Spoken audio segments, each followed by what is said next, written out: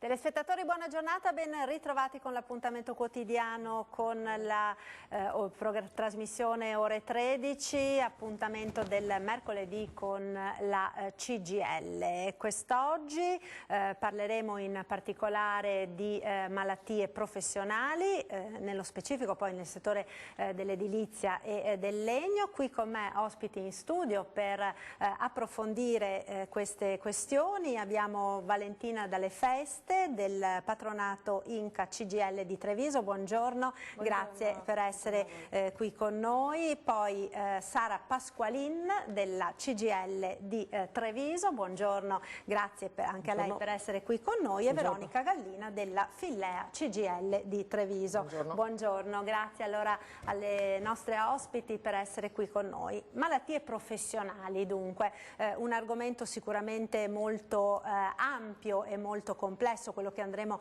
ad affrontare quest'oggi, e che se ne parlava proprio poco prima di cominciare la trasmissione, ha anche in sé tutta una serie di questioni molto spesso poco conosciute dagli stessi lavoratori, che quindi magari perdono anche delle opportunità che potrebbero avere, che sono molto importanti per il loro lavoro e poi anche per la loro salute ed il loro futuro.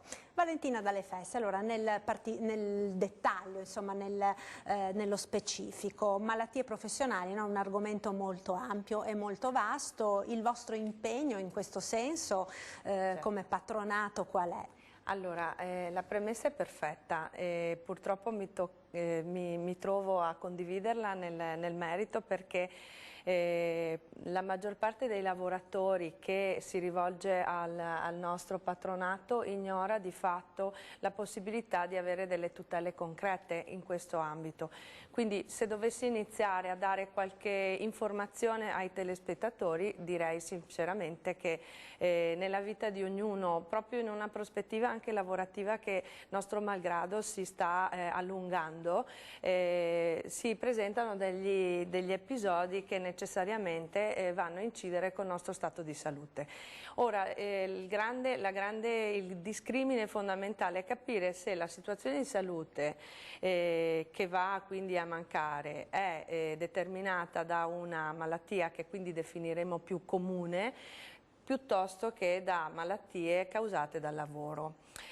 E questo è chiaramente un argomento di grande attualità, proprio perché la maggior parte dei lavoratori si ritrovano a fare i conti con delle condizioni lavorative che non rispettano le regole base forse della sicurezza nel mondo del lavoro, e poi si trovano anche a mantenere delle condizioni lavorative molto precarie e prolungate nel tempo. Questo necessariamente impedisce loro di vedere risolte in senso positivo delle situazioni che diventano di difficile trattazione. Lo sanno anche le compagne delle categorie, perché chiaramente questo ricade a pioggia anche sui trattamenti contrattuali, no? Quindi una persona che si ammala ha la necessità di continuare ad andare al lavoro. Come si fa se il sopportare questo male alla schiena, parlo di un muratore che fa 40 anni lavoro pesante di un cantiere edile, come si fa a permettere che questa persona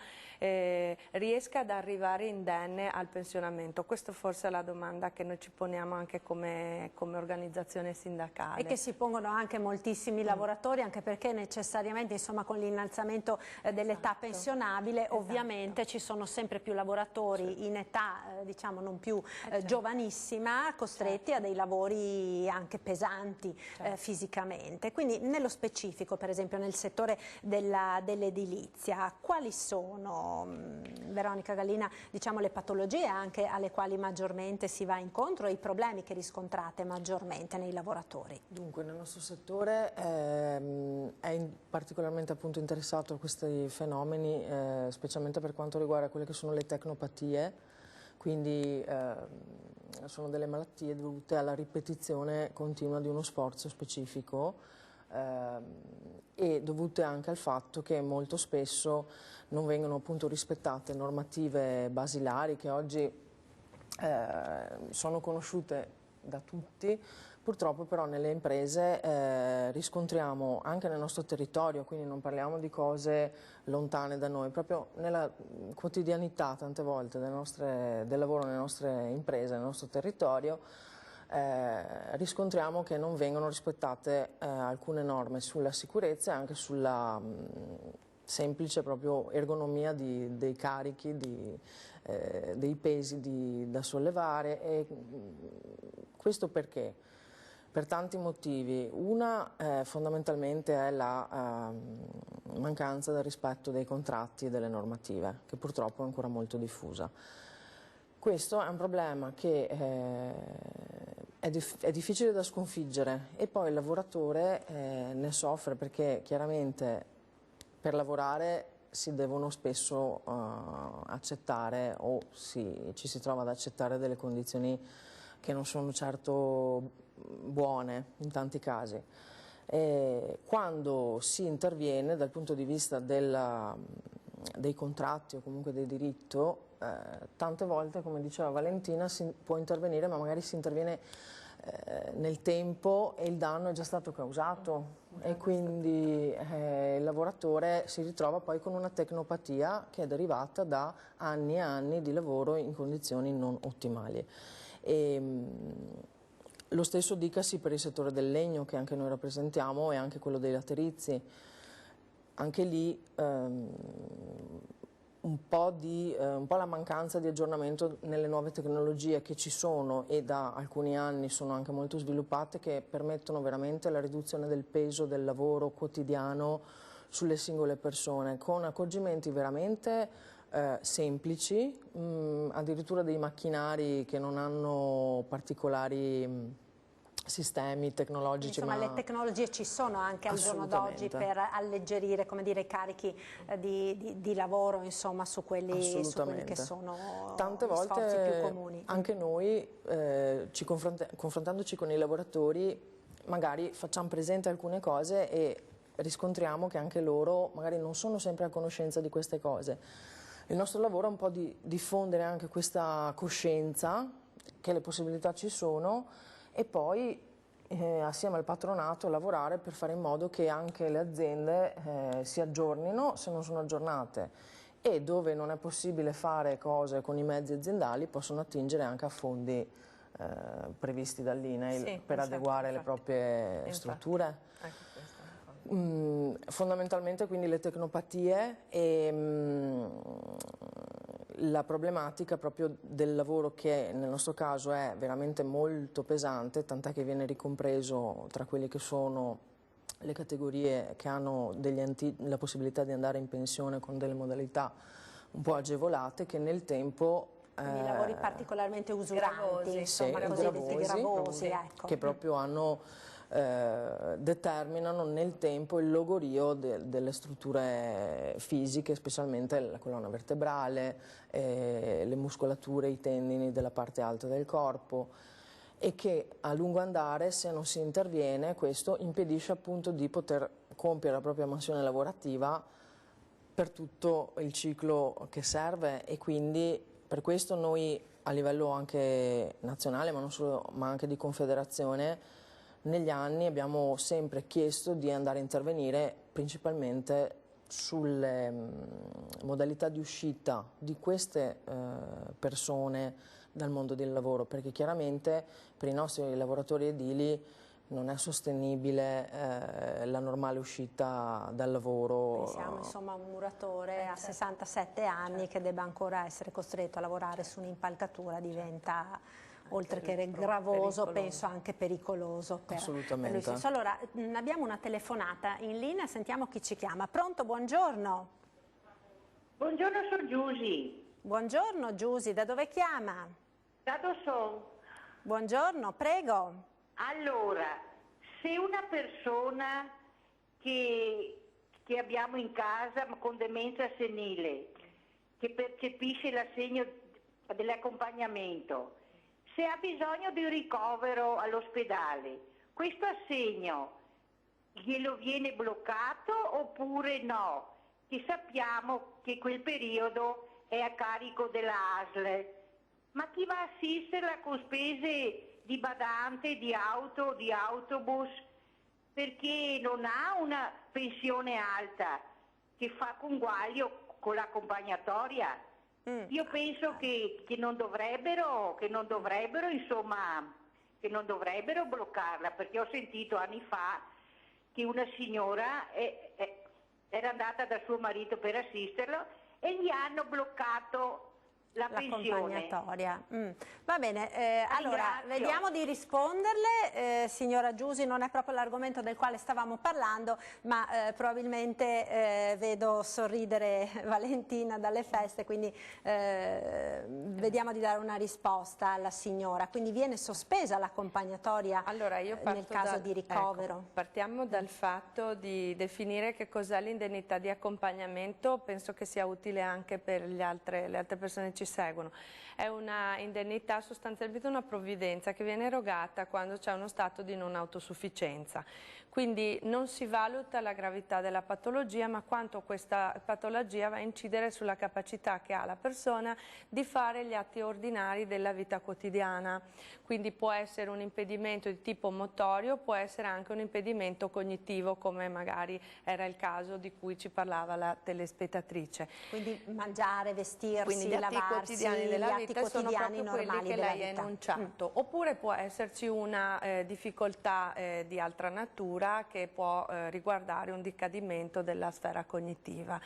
Ad ogni buon conto, in entrambe queste circostanze, l'indennità di accompagnamento, che corrisponde a 517 euro che vengono erogate quindi a favore del beneficiario, dell'invalido, hanno lo scopo di aiutare evidentemente il nucleo familiare che si ritrova a dover dare delle risposte in concreto, no? Perché avere un invalido a casa, come dice correttamente la signora, implica anche delle spese aggiuntive.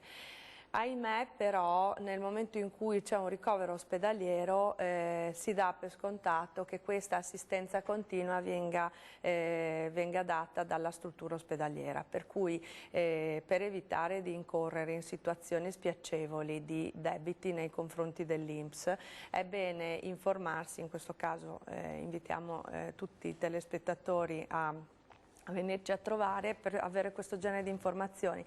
Ci sono sostanzialmente dei reparti che sono la lunga degenza e la riabilitazione, che necessariamente prevedono che non venga erogata la prestazione di accompagnamento, però ad ogni buon conto il mio suggerimento è quello di prendere informazioni, perché anche se la signora si reca all'ospedale non è comunque imputabile all'erogazione della prestazione, quindi devo risponderle di sì, sì è vero, quello che ha sentito è corretto.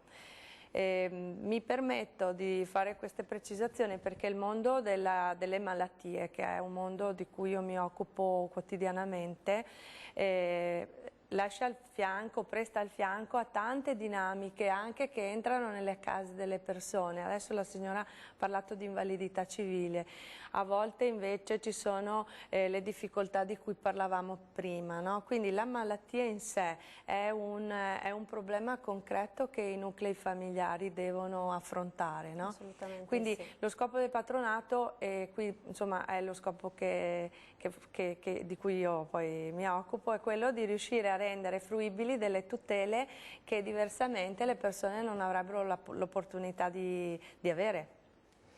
Certo, certo, anche, e quindi di qui anche l'importanza proprio della consapevolezza da parte delle persone di tutta una serie di questioni anche che altrimenti ci sono tante normative sarebbero che si accavallano. Esatto, per cui... si accavallano le normative, esatto. Ci sono un sacco di cavilli che spesso e volentieri insomma magari rendono difficile. Chi può chiedere, chi non Esatto. può chiedere, quando e perché. E quindi l'importante è non sottovalutare questo e rivolgersi ovviamente a chi ha le competenze per aiutarci anche in queste situazioni. Allora abbiamo un'altra telefonata, volevo chiederle Sara di approfondire un attimo la questione, ma sentiamo prima la signora. Buongiorno, mi chiamo Valentina di Pordenone. Buongiorno. Io volevo chiedere, no, che una pensione di 500, come diceva la signora, di 500 euro e avere un'invalidità, pagare le problematiche, cioè le visite specialistiche, perché sono indispensabili, per quella degli occhi, quella delle gambe, perché sono problematiche, insomma, sono patologie. Devono anche pensare di rivalutare queste pensioni, perché non è possibile con 500 euro riprendono le medicine che io prendo. Una medicina costa 17 euro, una visita costa 134 euro. Che mi resta a me? Io volevo chiedere solamente se possiamo ancora andare avanti così, perché ci sono problematiche vere in una famiglia, perché questi soldi non ci sono più. Io avevo l'invalidità, non è sparita per niente quella, me l'hanno tolta e adesso io vorrei sentire da voi cosa mi dite, insomma. Va bene, grazie. Allora signora continui a seguirci, dalla regia chiamano la pubblicità, allora ci fermiamo per qualche istante e dopo rispondiamo subito alla nostra telespettatrice. A tra poco.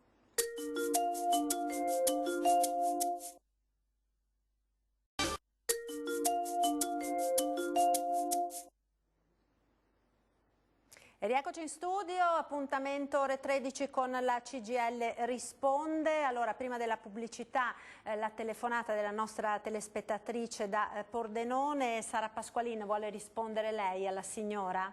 Sì, beh, la signora ha sollevato una questione che effettivamente stiamo anche affrontando a livello unitario con CGIL e CISL e UIL, appunto sui tavoli col governo, perché lo stato sociale, insomma, in questo momento ci sono situazioni soprattutto familiari che hanno delle difficoltà economiche per il sostentamento, insomma. Poi adesso io non ho ben capito il quadro della signora che diceva, però il problema oggi è che noi da una parte stiamo affrontando il discorso di dare dignità alle pensioni anche per soggetti che sono in condizioni familiari particolari, dall'altra parte si sta ragionando su tutta una serie di riconoscimenti che devono essere fatti su quei lavori di cura, perché oggi sempre di più nelle famiglie ci troviamo nelle condizioni in cui ci sono dei soggetti che escono dal mondo del lavoro per fare assistenza ai genitori piuttosto che a situazioni familiari di invalidi, figli invalidi e quant'altro. Quindi da una parte noi stiamo tentando di aprire una porta in quel ragionamento lì. Poi c'è la parte anche dei giovani che comunque oggi le pensioni, la riforma delle pensioni, ma più che altro una ristrutturazione del modo dell'assistenza previdenziale, a nostro avviso è un tema che deve essere affrontato a breve da questo governo. E vi do un aggiornamento perché è proprio di questi giorni anche per noi che è stato fatto il primo incontro e si sta già ragionando di aperture di tavoli specifici per questi argomenti qua, quindi in realtà ci stiamo lavorando. Dopodiché le regole sono queste, la situazione la capiamo benissimo, la signora ha ragione, però le regole ad oggi funzionano che ci sono delle pensioni di invalidità che vengono riconosciute, ma nel momento in cui uno entra di fatto su un ragionamento di pensione strutturata è ovvio che si dà l'importo più alto, forse la signora è nelle condizioni di essere in una pensione sociale, adesso dai numeri che dava, cioè dall'importo che dava mi dava l'idea che era in quella condizione lì, insomma.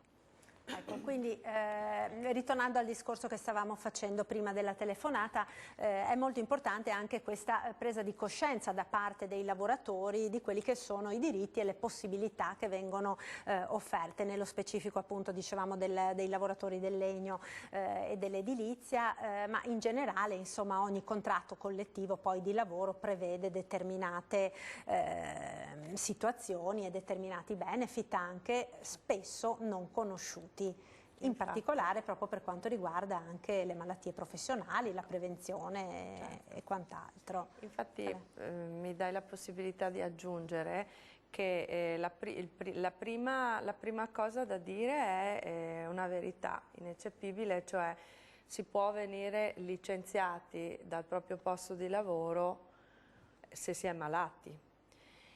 E questa è una cosa che ho imparato a mie spese le prime volte che facevo questi appuntamenti, perché anche un malato oncologico, io lo dico tristemente è così. Superato il periodo di conservazione del posto di lavoro, a Il prescindere famoso periodo di comporto, no? Mi esatto. sembra si dica.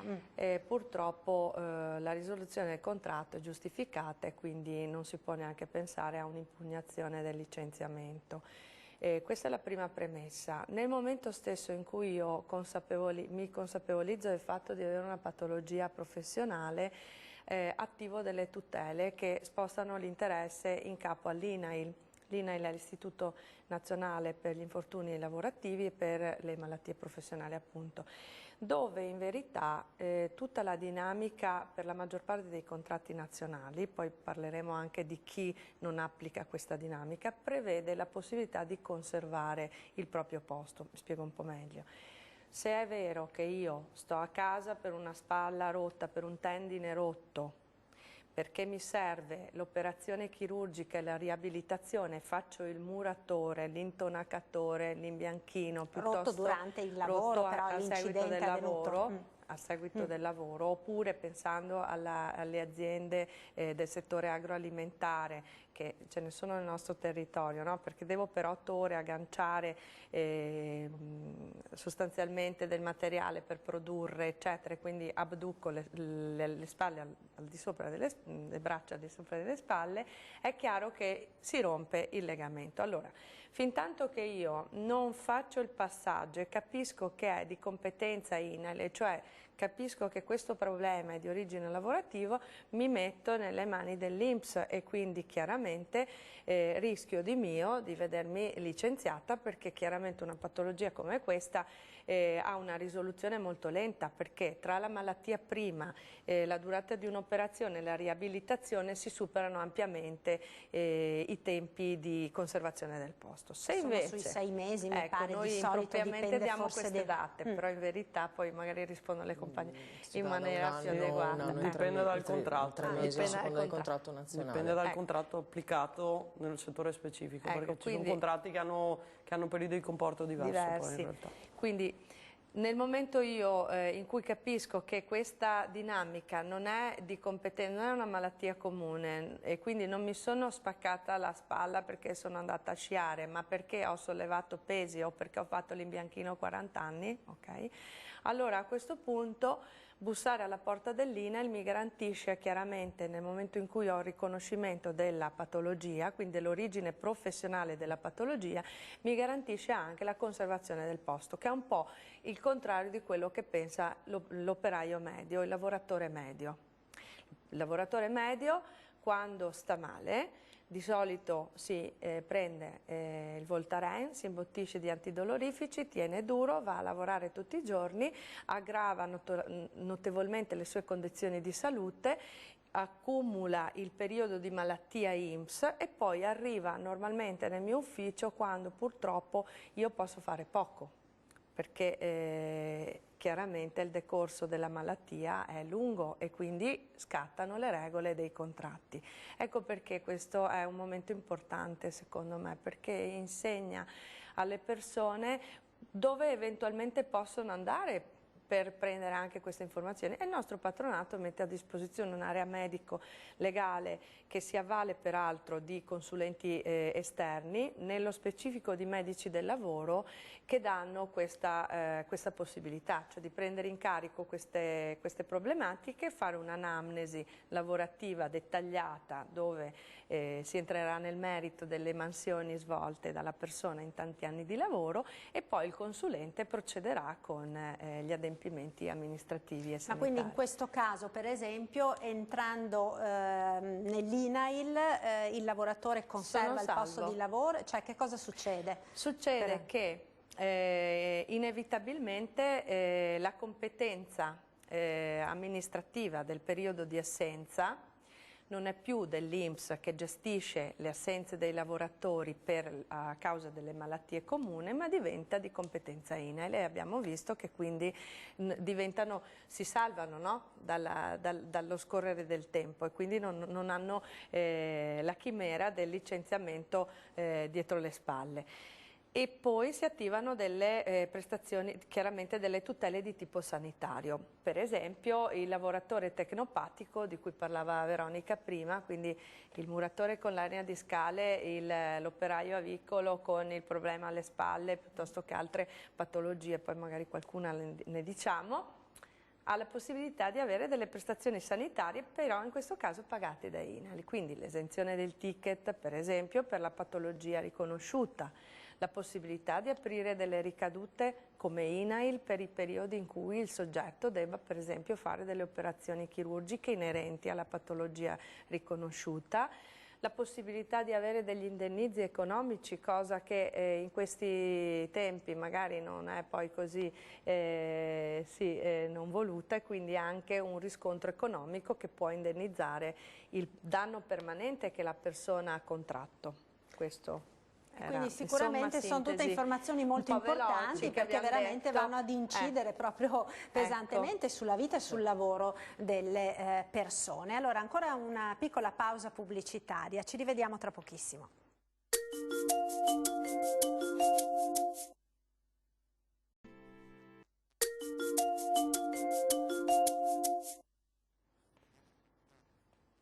Ore 13, la CGIL risponde, eccoci nuovamente in diretta, stiamo parlando di malattie professionali dei lavoratori e delle tutele che ci sono, che sono previste in questi casi. Appunto abbiamo appreso delle cose che forse molti non sanno e che sono molto utili in caso appunto il lavoratore si trovi a dover affrontare una malattia, una patologia conseguenza del proprio lavoro. In questo caso Sara Pasqualin, è anche possibile chiedere una ricollocazione del lavoratore, cioè che tutele ci sono? Sì, il ragionamento va fatto in modo molto, molto trasversale, nel senso che nel momento in cui il lavoratore si rivolge alla categoria, noi le chiamiamo categorie, ma per farvi capire che ciascun contratto ha dei funzionari di riferimento, almeno in CGIL insomma. Quindi quando il lavoratore arriva, generalmente si trova nella condizione in cui ha il certificato di malattia che deve rimandare che ha tutta una serie di visite e di controlli da fare, ha un percorso curativo in atto, insomma.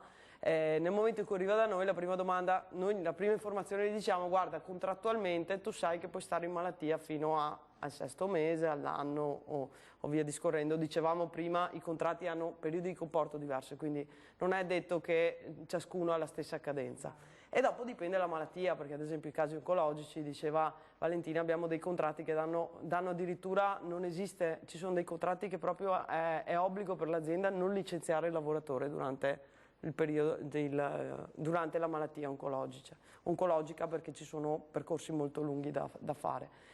E nel momento in cui arrivano da noi verifichiamo subito questa cosa qui, dopodiché le altre cose sono da verificare il caso specifico. Ci sono aziende con le quali riusciamo a ragionare, riusciamo a ricollocare il lavoratore, magari diceva l'esempio prima della spalla, io tutto il giorno sollevo, io parlo di agroalimentare perché lo conosco un po' meglio, sollevo polli per appenderli, magari posso andare in un altro pezzo dello stabilimento dove devo magari lavarli o devo tagliarli a pezzi o devo metterli in confezionamento e magari non muovo l'arto che ho dolore nell'attività. Quindi in realtà la cosa importante, il messaggio che vogliamo dare oggi è che quando ci sono condizioni del genere la cosa migliore è raccogliere informazioni, perché tramite la raccolta di informazioni magari si trova una soluzione più adeguata al caso che ci viene sottoposto, perché se ciascuno pensa che l'unico obbligo che ha è quello di star male, imbottirsi di farmaci e continuare a lavorare, perché sappiamo tutti che di aria non viviamo, quindi lo stipendio è necessario, però almeno proviamo a trovare una soluzione, perché ci sono dei diritti, insomma ci sono anche dei diritti, fortunatamente ci sono dei diritti anche all'interno delle aziende, quindi io personalmente devo dire che in tanti casi abbiamo trovato delle soluzioni, insomma. Ed è importante farli valere, anche perché così in questo modo si riesce a far continuare il proprio lavoro ad una persona e ad accompagnarla alla pensione, proprio perché quello che si diceva all'inizio, allontanandosi sempre più l'età pensionabile, è chiaro naturalmente che aumentano anche le malattie dei lavoratori con il progredire dell'età. C'era una domanda che volevo fare, che mi è venuta in mente così finché si parlava, ma se questa patologia, diciamo, fosse così grave da determinare un'inabilità, insomma, del lavoratore, è possibile in qualche modo avere delle tutele che lo accompagnino fino ad arrivare alla pensione? Mettiamo, mancano ancora 10 anni, uno è ancora relativamente giovane, che cosa si può fare in questi casi? Allora, rispondo io? Ok. Allora, in questo caso esistono delle soluzioni che il nostro ordinamento mette a disposizione dei cittadini nel momento in cui, scusatemi, c'è una condizione morbigena che va a diminuire la capacità di lavoro, no? Allora, in verità la risposta è un po' a scavalco tra quello che abbiamo detto fino adesso e forse quello che andrò a spiegare. Se io ho effettivamente una situazione, parliamo più in generale, una condizione di salute tale, quindi una patologia che va fortemente a diminuire la mia capacità di lavoro, lo Stato ci viene incontro con delle risposte di tipo previdenziale, diversamente quindi da quello di cui abbiamo parlato prima, che è una proposta, cioè l'invalidità civile assistenziale. Quindi lo Stato dice, bene, tu lavoratore, settore privato, parliamo più semplicemente dei dipendenti del settore privato perché il pubblico impiego ha delle regole un po' diverse. Nel momento in cui hai una patologia che riduce di almeno un terzo la tua capacità di lavoro, poi il testo normativo dice in attività confacenti, mi riferisco alla 222, hai la possibilità di percepire una specie di pensione. Questa pensione, chiamiamola così, si chiama assegno ordinario di invalidità. Viene erogata da INPS soltanto per i soggetti che abbiano almeno 3 anni di contributi negli ultimi 5 dal momento in cui è stata fatta la domanda.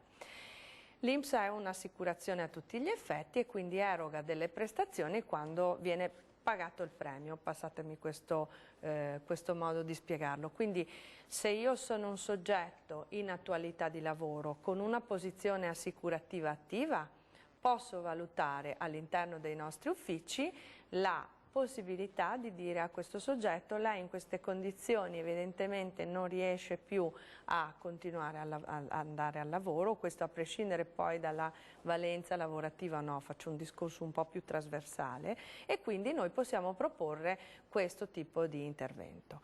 Quindi è l'assegno ordinario di invalidità, si attiva con un certificato medico che compila il medico di base e poi viene presentato presso i nostri uffici. Il frutto sarà esattamente tutto ciò che io ho maturato nel corso degli anni, non un euro in più. Non esiste alcuna maggiorazione quando parlo di assegno ordinario di invalidità. Le maggiorazioni sono previste solo quando il giudizio medico-legale dell'INPS, che è l'istituto appunto al quale io ho chiesto questa prestazione, dovrà stabilire una condizione di assoluta inabilità. L'inabilità corrisponde anche quindi all'erogazione di una pensione vera e propria, nelle condizioni in cui il lavoratore non sia esattamente, abbia una capacità di lavoro residua pari a 0. Ecco che quindi il legislatore ha pensato anche a questa possibilità. Quindi un soggetto che evidentemente non ha più modo di lavorare viene trattato in questo modo. Questa però è una domanda di pensione a tutti gli effetti. Perché fare questo tipo di percorsi? Perché dipende, no, nelle dinamiche del lavoratore. Magari l'assegno ordinario, che comunque non è una pensione, può aiutare il lavoratore a rientrare nell'ambito del lavoro, magari si può ridurre l'orario dell'attività lavorativa perché di fatto lui magari se la sente o può trovare la possibilità di lavorare a condizioni migliorative, percependo di fatto un'entrata che prima non aveva. Quindi magari riduce l'orario di lavoro, quindi con una conseguente riduzione del salario, però implementa gli introiti con questo tipo di prestazione previdenziale. Tutte queste cose sono importanti da valutare perché a volte, mi permetto di allungare un po' perché magari può essere utile per i telespettatori, questa seconda cosa di cui ho parlato oggi è un po' meno conosciuta. Quindi la maggior parte delle persone quando inizia a avere delle problematiche di salute pensa subito all'invalidità civile.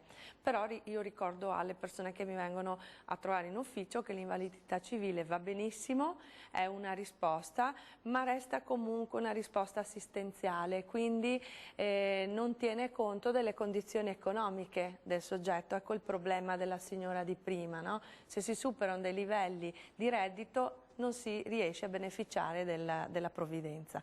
La risposta più ideale per un lavoratore con problematiche di salute può essere quindi l'assegno ordinario INPS di cui ho appena parlato, oppure una valutazione INAIL se la patologia è di natura professionale. Quindi insomma ci sono i modi per in qualche maniera cercare di aiutare quei lavoratori che si dovessero trovare in queste situazioni. Certo. Ecco, Veronica Gallina, ritornando al suo settore che è quello appunto dell'edilizia e del legno, sicuramente uno dei settori anche maggiormente interessati, se vogliamo, dagli infortuni, dalle malattie professionali purtroppo. In questo senso quali sono insomma le tutele che si possono mettere in atto per i lavoratori? Dunque, essenzialmente come abbiamo più volte cercato di far presente oggi, è bene che i lavoratori prendano coscienza di quelle che sono le tutele del proprio contratto, quindi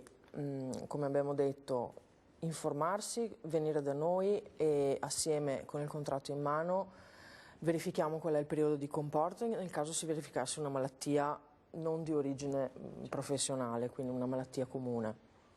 E questo già ci permette come lavoratori dipendenti di affrontare il periodo di difficoltà assistiti da una tutela di contratto, quindi conoscere che il contratto ci permette di conservare il nostro posto di lavoro pur trovandoci ammalati per un certo periodo. Sostanzialmente nei nostri contratti perlomeno un anno viene garantito di copertura in caso di malattie. Già questo rinfranca la persona e dà tutta una serie di strumenti per poter affrontare il percorso comunque informativo che poi deve esserci, perché noi invitiamo i lavoratori del settore a venirci a trovare nelle sedi, siamo a Treviso il martedì e il giovedì, perché venire con una busta paga, venire con un contratto ci permette di darvi l'informativa sui diritti di contratto e di comporto. Fatto questo, il lavoratore si informa, verifichiamo con lui quali sono le condizioni di lavoro all'interno del cantiere piuttosto che all'interno della fabbrica, nell'impianto di produzione industriale piuttosto che artigiano, e cerchiamo di capire insieme quali sono i pesi, le mole di lavoro, le difficoltà o anche le opportunità. Con il lavoratore, nel caso in cui ci siano delle migliorie da fare, cerchiamo di capire come si può intervenire, quindi cerchiamo di dare dei suggerimenti. Tante volte è direttamente il lavoratore che poi parla con l'azienda e trovano una soluzione di organizzazione del lavoro in modo da ottimizzare e di non far pesare meno il lavoro quotidiano sulle persone. Nel caso in cui poi le malattie, informandoci, discutendo con le persone, si viene a capire insieme col lavoratore che non nascono da dinamiche personali, ma nascono da una continua ripetizione di movimenti, di pesi sul lavoro, di attività proprio professionale.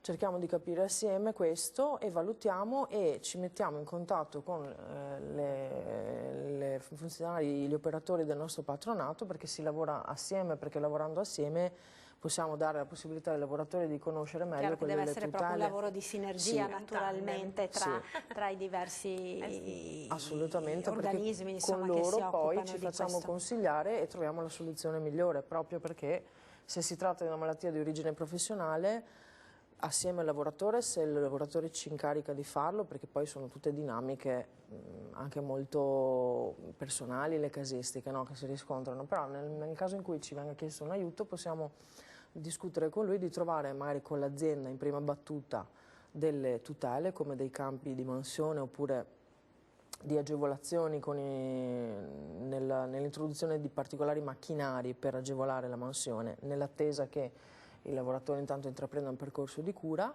e attraverso il percorso di riconoscimento che effettivamente questa malattia purtroppo è derivata da tanti anni di un lavoro particolare, quindi ha un'origine professionale, intanto il lavoratore blocca i tempi per i quali rischia di incorrere in un licenziamento e chiaramente anche psicologicamente capire quali sono i tempi di comporto dentro i quali nessuno può licenziarci. Sì, sì, crea quella sicurezza, sì, diciamo, che mette anche la persona nella condizione migliore per cercare anche di guarire, di affrontare il problema e vedere la soluzione. Allora abbiamo un'altra telefonata in linea, sentiamo chi ci chiama. Buongiorno, chi parla? Buongiorno, sono Serda di Sagareda. Buongiorno, prego. Allora, io volevo fare una domanda, non so a quale delle due signore. Ho mio figlio che fa stampi per materie plastiche e quando usa dei pezzi per produrre questi stampi hanno dell'olio dentro, delle sostanze che gli provocano allergia alle mani e alle braccia. Lui ha fatto delle visite dermatologiche da un dermatologo e purtroppo gli ha detto che finché usa queste materie l'allergia verrà sempre. Deve usare sostanze, pomate di cortisone e non va sempre via. E il dermatologo gli ha detto devi cambiare mestiere. Come fa uno che ha un'attività con macchinari che producono stampi e programmati eccetera a cambiare mestiere? Punto di domanda. Volevo sapere qualcosa in merito perché sì, è una cosa che non si risolve così, perché è giovane, certo, ha una vita davanti e per lavorare non può cambiare mestiere se ha imparato a fare questo lavoro. Ecco signora, un attimo solo volevamo chiederle, suo figlio è dipendente o è sua l'azienda? No, non è dipendente. È dipendente, è il suo papà adesso è mancato, però lo ha impiantato con questi macchinari che sono l'avanguardia adesso, perché cambiano gli elettrodi, fanno tanti lavori, lui fa i progetti e tutto, però quando usa queste sostanze, che è una sostanza che c'è dentro su quegli oli, gli viene un'infiammazione alle mani e alle braccia che deve andare avanti una settimana con pomate cortisoniche. Ok, allora grazie signora, grazie per averci telefonato. Chi vuole rispondere alla signora? Io posso rispondere alla signora anche per esperienze dirette, un po' simili a quelle del figlio, no?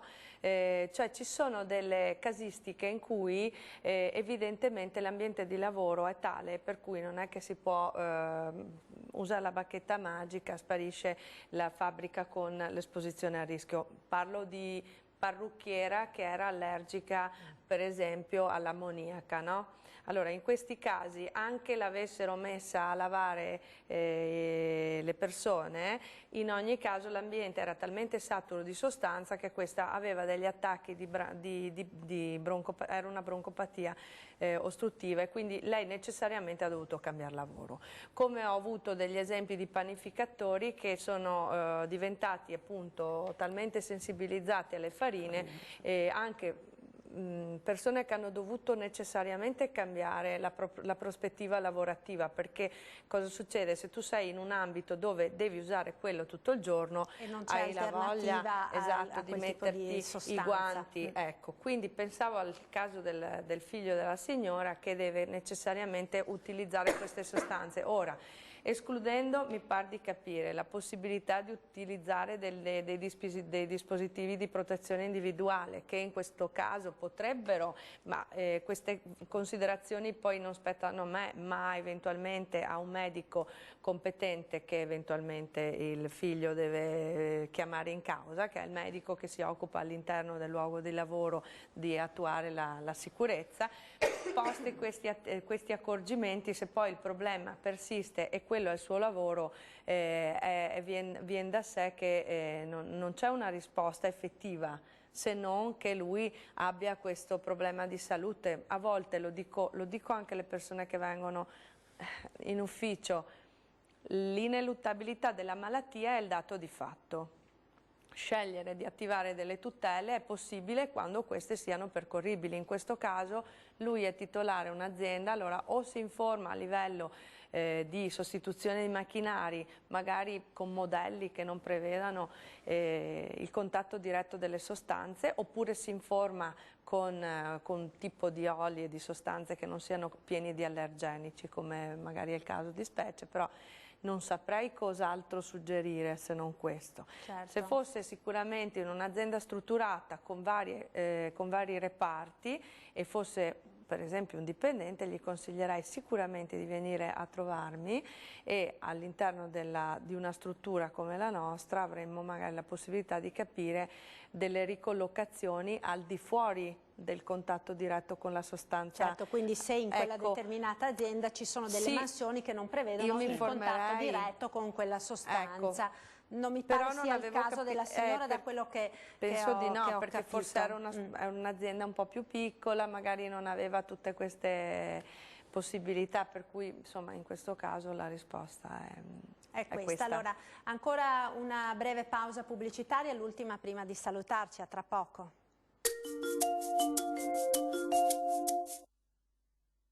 Bella.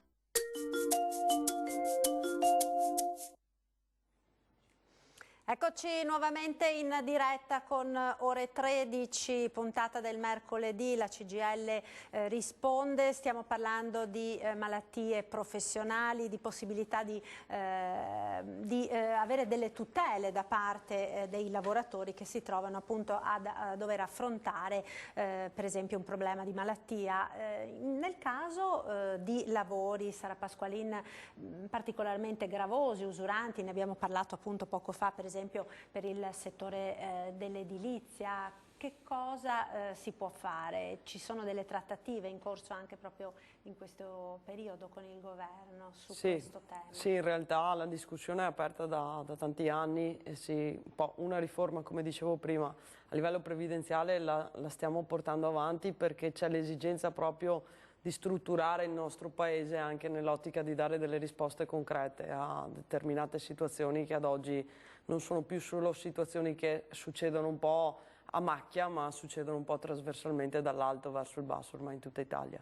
È ovvio che la discussione è abbastanza complessa perché comunque la riforma Fornero aveva portato tutta una serie di allungamenti che erano dettati poi dall'ottica anche un'assenza da parte dell'INPS di avere dei contributi per garantire le pensioni. Questo discorso noi lo facciamo sempre, magari la gente dice ma io ho lavorato una vita, voglio andare in pensione voglio essere tranquilla, voglio avere quello che mi spetta insomma nel mio ultimo periodo della pensione. È ovvio che la struttura ha comunque negli anni portato una serie di dissesti. Oggi abbiamo giovani che entrano nel mondo del lavoro e che non si sa in che modalità andranno in pensione e soprattutto con quale anche pezzo di reddito.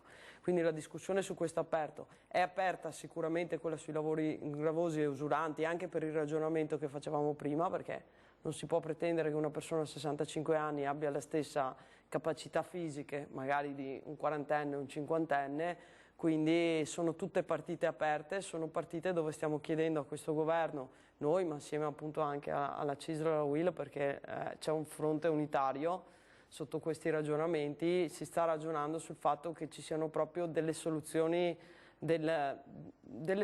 specifiche, dei tavoli specifici dove vengono discussi questi argomenti e dove si cerca di dare delle risposte concrete a tutta una fascia di lavoratori che sono scoperti o che sono nelle condizioni di avere comunque delle difficoltà sociali importanti, insomma.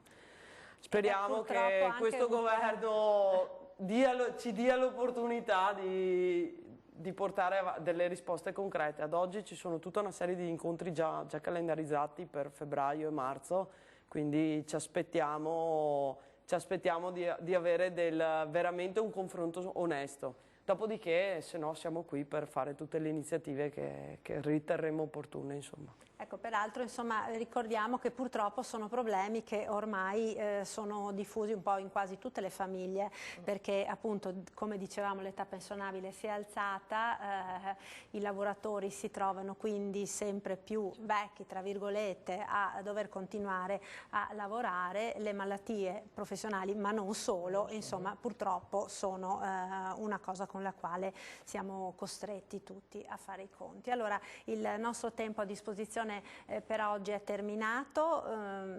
Credo che sicuramente, insomma, alcune informazioni molto importanti siano state date, soprattutto per far sì che i lavoratori abbiano la consapevolezza anche di tutta una serie di tutele che ci sono e che possono in qualche maniera aiutarli a superare questi periodi di difficoltà. Grazie quindi a Sara Pasqualin, grazie a Veronica Gallina e a Valentina Dalle Feste per essere stati qui con noi oggi.